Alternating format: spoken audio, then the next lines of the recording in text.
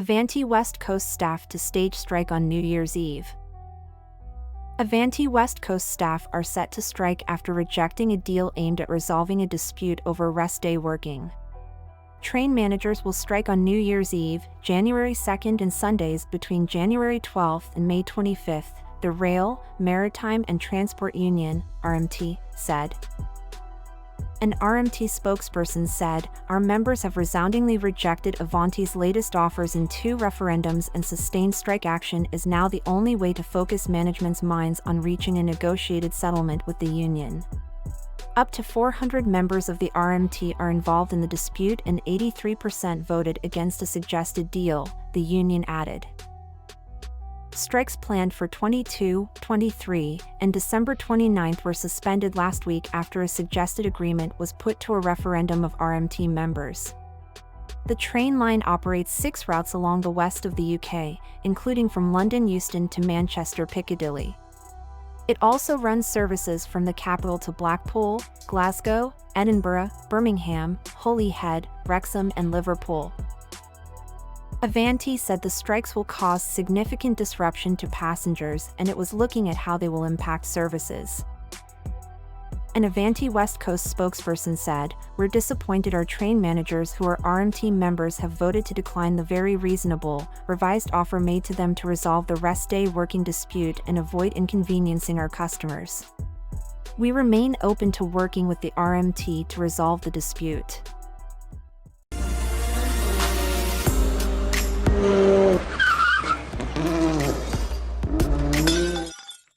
OpenAI whistleblower found dead in apartment. An OpenAI whistleblower has been found dead in his San Francisco apartment. Researcher Suchir Balaji, 26 years old, spent 4 years working for the artificial intelligence company until earlier this year, when he publicly raised concerns that OpenAI had violated U.S. copyright law. The manner of death has been determined to be suicide, David Serrano Sewell, executive director of San Francisco's Office of the Chief Medical Examiner, on Friday. He said Mr. Balaji's next of kin have been notified. Police officers were called to an apartment on Buchanan Street on the afternoon of November 26 to conduct a well-being check. They found a deceased adult male and discovered no evidence of foul play in their initial investigation, the department said. The New York Times published a story about his concerns around OpenAI in October, where he told them, "If you believe what I believe, you have to just leave the company." He told the paper ChatGPT and other similar chatbots would make it impossible for many people and organizations to stay commercially viable if their content was used to train AI systems. OpenAI confirmed Mr. Balaji's death. "We are devastated to learn of this incredibly sad news today, and our hearts go out to Suchir's loved ones during this difficult time," said an OpenAI spokesperson in an email. AI is trained using huge datasets taken from different sources all over the internet. There's growing concern, however, that those datasets will undermine how news organizations, artists, writers, filmmakers, and more make money. OpenAI is currently involved in multiple legal disputes over its alleged use of copyrighted material.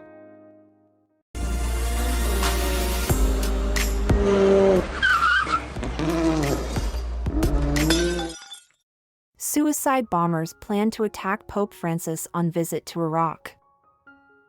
Suicide bombers had planned to attack Pope Francis on a trip to Iraq in 2021, but were killed before they could strike, according to his autobiography.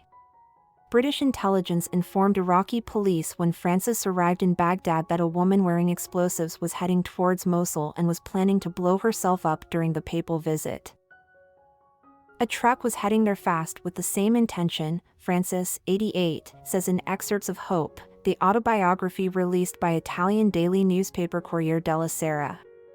In the book, the Pope said he later asked his Vatican security team what happened to the suicide bombers.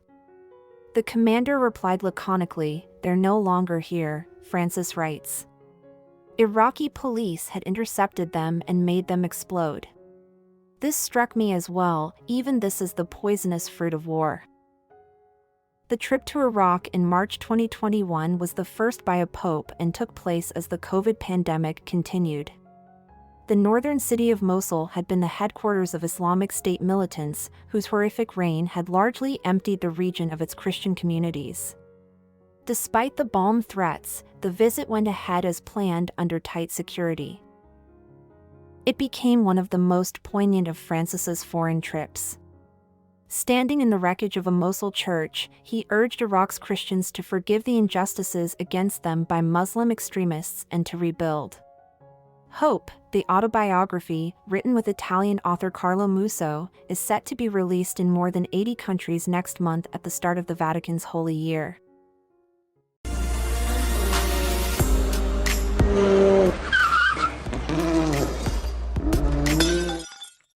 Murder suspect captured loading body into car boot in Google Street View image. 2 people have been arrested on suspicion of murder thanks to a Google Street View image. It appears to show a man putting a bulky sack into a car boot, and police said it had been a significant clue in their investigation into a man reportedly missing since November last year. The picture, taken in the tiny hamlet of Tijuco in the northern Spanish province of Soria, shows a man bending over the boot of a Rover, half covering a bulky white sack. Another image, captured earlier by Google, appears to show someone pushing a white object in a wheelbarrow. According to local media, the case is being treated as murder. Spanish newspaper El País said text messages and other evidence led to the arrest of 2 people for allegedly killing and dismembering a Cuban citizen.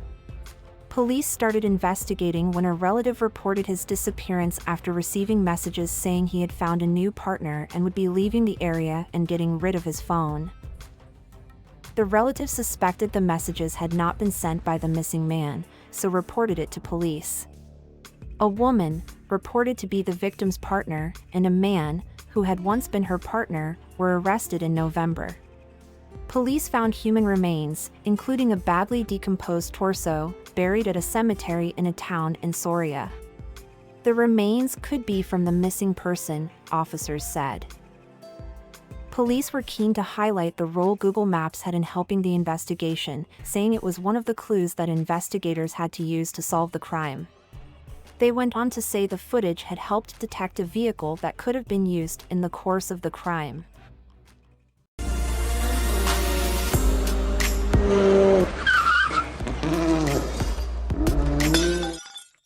Katie Melua opens up about acute psychotic breakdown. Katie Melua has opened up about suffering an acute psychotic breakdown in her 20s, saying she feared it would leave her unable to make music.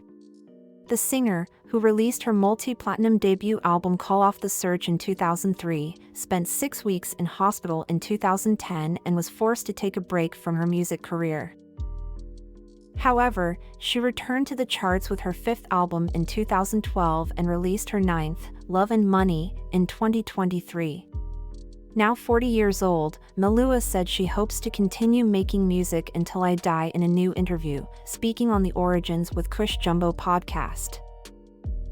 Asked if she ever considered quitting, she replied, "Oh no, I was afraid that I wouldn't be able to do it. I was afraid that, what if for whatever reason I'm not allowed to do it, or I can't do it? I was worried about that, but thankfully that didn't happen at all. It was my savior. I really want to make records until the day that I die, honestly." Melua said she had discovered what small warning signs might be and learned to look after herself better. "I remember one of the therapy tools that I got from hospital was like, take one day at a time," she said. The British singer, who was born in Georgia, gave birth to her son in 2022 and said he had massively helped her to stay focused. She has spoken candidly about her mental health issues, previously telling The Telegraph she had never suffered depression before, but balancing album releases and touring had become crazy in the months leading up to her breakdown. The NHS says the 3 main symptoms associated with a psychotic episode are hallucinations, delusions, and confused and disturbed thoughts.